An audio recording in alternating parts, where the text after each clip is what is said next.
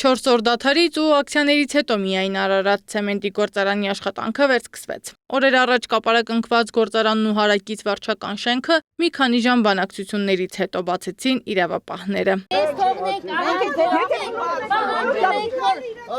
Առավոտից գործարանի աշխատակիցները փակել էին գործարանի դարպասներն ու պահանջում էին վերականգնել արդարությունը։ Գործարանի լաբորատորիայի վարիչի խոսքով Արարատ ցեմենտ գործարանն է տարածաշրջանի բնակավայրերի հիմնական ապրուստի միջոցն ու առանց դրա շահագործման մարդիկ սովի կմատնվեն։ Աշխատակիցները հավաքվել են, պահանջում են իրենց, որ մենք աշխատենք։ Եթե մենք չաշխատենք, եթե այս գործարանը չաշխատի, կնշանակի ամբողջ ռեգիոնը սովի է մատնվելու։ Այս քաղաքը, Արարատ քաղաքը հիմնվել է ցեմենտի գործարանի վրա։ 32 թվականին, երբ որ հիմնվեց ներքևի գործարանը, հետո վերևի գործարանը, այդ ժամանակ հիմնվեց նաև Արարատ քաղաքը, որը պետք է ապահովեր մեր ամբողջ ռեգիոնը։ Դրա համար էլ եթե մենք այսօր հանգարց կանգնենք, նախ առաջինը ամբողջ Արարատ քաղաքի իր ռեգիոնով հեչ կլինի։ Գյուղատնտեսությունը կիշնի 0-ի վրա, որտեղ մենք առևտուր չենք կարող անենք։ Արարատի մարզի 1300 բնակիչ է աշխատում գործարանում։ Աշխատակիցներն ասում են, առանց այս գործարանի Հայաստանում շինարարությունը եւս կկանգնի։ 4 օր չաշխատելու հետևանքով խնդիրներ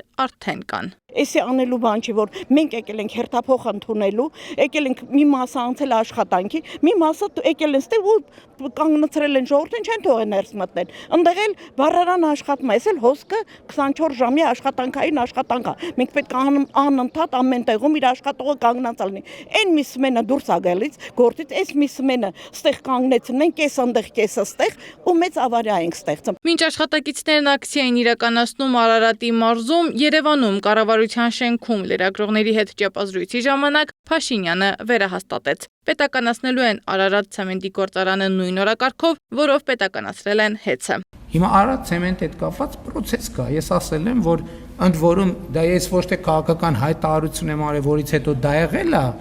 այլ քննությունը դա ցույց է տվել, գրություն ազդակ է եկել կառավարությանը, որից հետո ես ասել եմ։ Ես Արարատ ցեմենտի աշխատողներին էլ խորհուրդ եմ տալիս եւ խնդրում եմ, որովհետեւ Արարատ ցեմենտը շատ շուտով լինելու է պետական։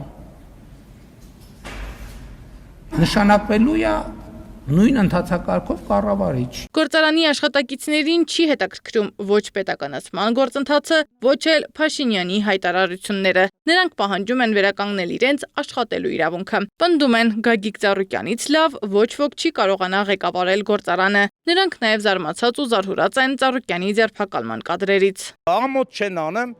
Մոսկով մարդ է մտել է տունը, մի քիչ կարգին կարելի է մարդկանց հետ, մեծ մարդ է։ Ի վերջո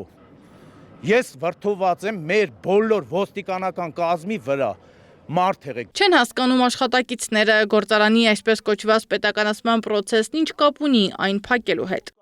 Փակ։ Դա ինչ կապ ունի պետականացման հետ։ Դա process է, որը որ ոչ մեկ էլ ոչինչ չի կարող կանխագուշակի ու խոսա։ Ու դա էլ հարց է։ Բայց այս մարդիկ օրական են կորցնում։ Բանկերին ունեն ապառիկներ, հիպոթեկներ, եսի մինչեր պետք է տան։